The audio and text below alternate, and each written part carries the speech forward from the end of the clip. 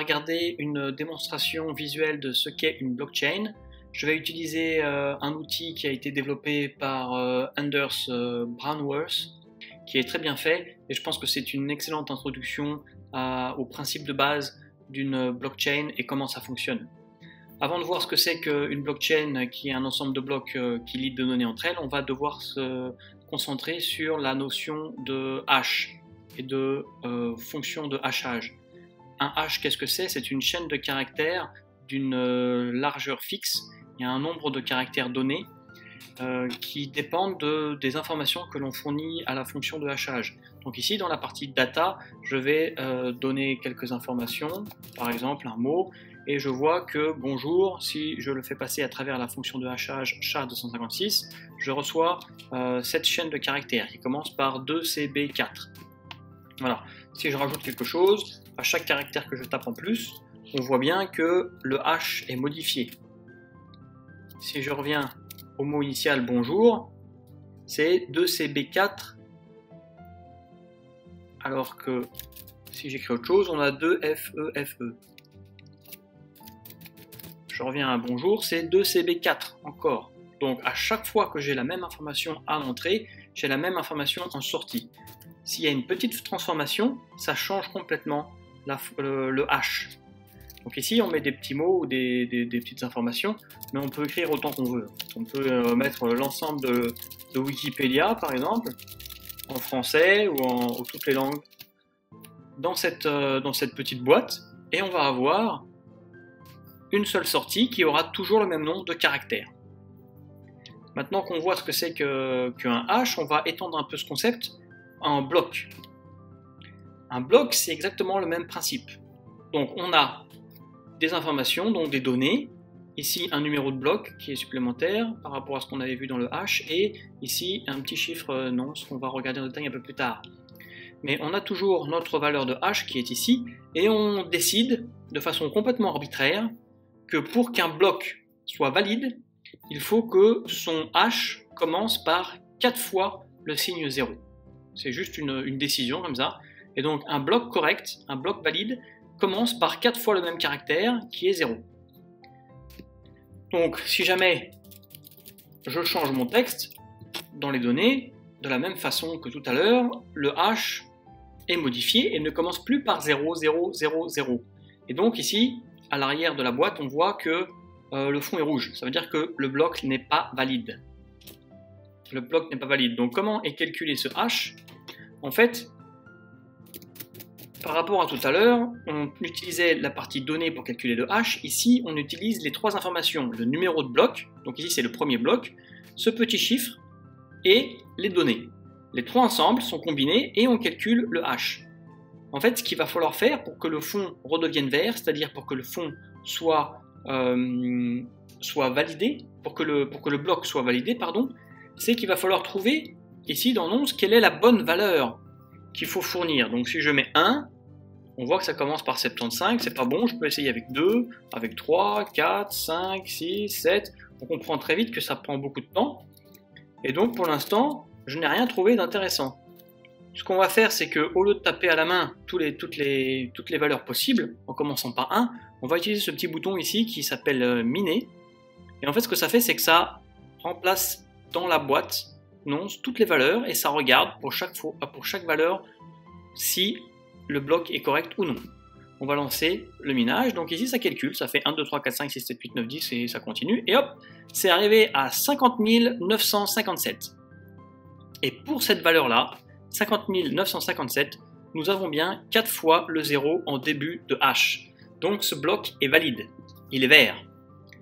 Voilà, très bien, donc maintenant qu'on a compris ce qu'était un bloc et pourquoi il était valide ou non, on va passer à la troisième étape, c'est la blockchain en tant que telle. Le troisième concept après le hash et le bloc, la blockchain.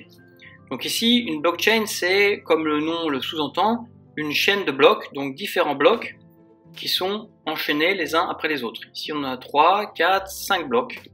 Voilà, donc ça nous fait une chaîne de 5 éléments qui respectent la même règle que celle que l'on a vue précédemment. C'est-à-dire qu'on a un numéro de bloc, ici 1, on a un petit chiffre qu'on va calculer lorsqu'on va miner, on a des données et on a le hash de sortie. Ce qui est supplémentaire ici, c'est cette valeur ici, qui est fixée à 0 pour le premier bloc, mais qui en fait correspond, dans le deuxième bloc, au hash du bloc précédent. Donc le bloc numéro 2 a, dans la case précédente, la valeur que l'on retrouve ici. 0, 0, 0, 0, 15. Ici, des deux côtés, c'est la même chose. On va au bloc numéro 3 et on voit qu'au bloc numéro 3, le hash du bloc numéro 3 est répété ici dans la case précédente. Enfin plutôt, le hash du bloc numéro 2 est dans la case précédente du hash numéro 3. Voilà, donc qu'est-ce qui se passe si par hasard on souhaite changer des données? Dans le bloc numéro 4, on va dire, on va changer le message. Ce qu'on a maintenant, c'est que le bloc n'est plus valide, puisque le hash ne correspond plus à une valeur qui commence par 4 fois 0. Voilà. Donc le hash a été modifié. Dans la case suivante, dans le bloc suivant, ce hash ici, BD3E, a été recopié, et le bloc numéro 5 n'est lui non plus valide. Donc si je veux récupérer ça, je vais miner le bloc numéro 4, on calcule, on cherche la bonne valeur qui est ici 46 392, et on a bien, comme hash de sortie, 4 fois 0 au début. On copie ça dans cette case suivante, 4 fois 0, et ici, on doit miner une nouvelle fois pour s'assurer que le bloc numéro 5 est lui aussi valide et correct. Ça prend pas plus de temps, ça dépend des fois, combien de séquences on doit passer en revue. Ici, on a été très très haut. On est à presque 180 000. Donc voilà, la chaîne est correcte, elle est verte partout. Ce qu'on comprend bien, c'est que si jamais on veut changer quelque chose dans le bloc numéro 2, le bloc 2 n'est plus valide, il va falloir le miner, le 3 non plus, le 4 non plus, le 5 non plus. Donc plus on remonte tôt, plus c'est difficile de faire en sorte que tous les blocs soient valides. Ici le hash est 4C, on l'a récupéré ici, on l'a copié ici, on va miner encore une nouvelle fois le bloc numéro 3. À chaque fois qu'on mine, ça nous prend de l'électricité, du temps, de l'énergie, et donc pour remonter tous les maillons de la chaîne, c'est quand même quelque chose qui est assez contraignant. Finalement, dans cette blockchain, ici à l'étape numéro 5, on a réussi, si jamais le minage se finit correctement, à calculer tous les hash qui commencent chacun par 4 zéros, et donc tous les blocs sont valides. Voilà. Ici, ça prend quand même beaucoup de temps. Ici, voilà, plus de 200 000. Donc on a bien compris ce qu'était une blockchain, un ensemble de blocs avec le numéro du bloc précédent inscrit grâce à son hash. Maintenant on va voir ce que c'est que des blockchains qui sont partagées, distribuées entre des participants. La première blockchain qu'on va regarder, c'est le participant A, le pair A. Il a 1, 2, 3, 4, 5 blocs. Comme tout à l'heure. Ici, on a B, qui a lui aussi 5 blocs. Voilà. Si on regarde le bloc numéro 3, on voit que le précédent, c'était 4012FA. Et ici, bloc numéro 3, je les aligne, on a 4012FA. Et le hash, ici, commence après les 4 zéros par B9, et ici c'est le même. Donc en fait, chaque participant dans la blockchain possède une copie identique de la blockchain. Tout le monde a les mêmes informations. Ce qui veut dire que si jamais, en tant que participant numéro 1, participant A plutôt, je souhaite changer quelque chose, je mets une nouvelle information dans ma blockchain. Première chose qu'on voit, la blockchain n'est plus valide. Je vais la miner, comme d'habitude, je récupère. Ici, il va falloir encore mettre à jour ce bloc. Donc le bloc numéro 5, qui est le fin de ma blockchain, a un hash qui va s'afficher ici. Dans quelques secondes, j'espère. Voilà, ici, le hash, c'est 402BA. Si je vais au bloc numéro 5 dans la blockchain du participant numéro 2, ce n'est pas du tout la même chose. On a une énorme différence ici. On a 2BA, ici on a E4B. Ce n'est pas pareil. Troisième participant, que nous dit le troisième participant? En tout cas, quelle est la blockchain qu'il a chez lui? La même que le deuxième. Donc ici, on est dans une démocratie. 2 contre 1. Le premier participant, moi-même, je ne peux pas faire croire que cette nouvelle information fait partie de la blockchain. Voilà, c'est un peu comme ça que ça fonctionne dans la blockchain. Donc si je veux modifier quelque chose, dans le passé, non seulement il faut que je remine toutes les cases, tous les blocs, un par un, mais ensuite, personne ne va prendre en considération mes modifications puisque le hash de sortie, le hash du dernier bloc, ne sera pas correct. Quelque chose qui est aussi intéressant, c'est que comme on a tous les blocs qui sont en chaîne l'un avec l'autre, ce qui est important de faire, c'est juste valider que le dernier hash commence par 4,0 et que ce hash est correct, c'est-à-dire est aligné avec les autres, et on est certain que la blockchain est correcte, est acceptable. Voilà, un peu comment fonctionne une blockchain dans les grands principes, il n'y a rien de plus. Il n'y a rien de plus que ça dans une blockchain. On a un numéro de bloc, un petit chiffre qu'il faut calculer grâce au minage, des données, et puis l'information du bloc précédent, l'information de hash qui va servir comme clé du bloc suivant. On vient de voir ce que c'était une blockchain distribuée. On va maintenant s'intéresser à des tokens. C'est-à-dire que maintenant, le bloc est identique à ce que l'on a vu jusqu'à maintenant, sauf qu'à la place d'avoir des informations avec un texte libre, on a des transactions, on a des tokens. C'est-à-dire que ici, notre bloc numéro 1 montre que on a décidé ici d'utiliser un caractère $, mais ça peut être n'importe quoi. Donc on a échangé 25 $ de Darcy vers Bingley. On a aussi 4,27 $ que Elisabeth a envoyé à Jane. Et on a une liste.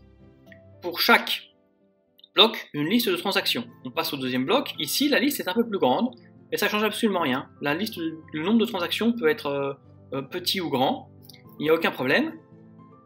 Et comme précédemment, à chaque fois, on a notre hash précédent et notre hash qu'on a calculé par minage qui va être réutilisé dans la case précédente du bloc suivant. Voilà. Maintenant, ce qui est intéressant de voir, c'est si jamais Emily a envoyé à Jackson 10 $ et que j'ai envie de faire croire qu'elle en a envoyé 12.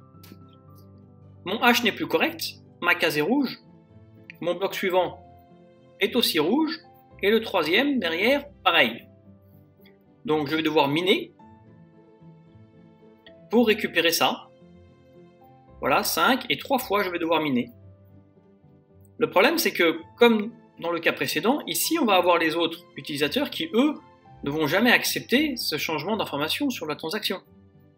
Donc ça ne va pas marcher, donc je ne vais pas pouvoir faire croire qu'on a envoyé plus d'argent que prévu.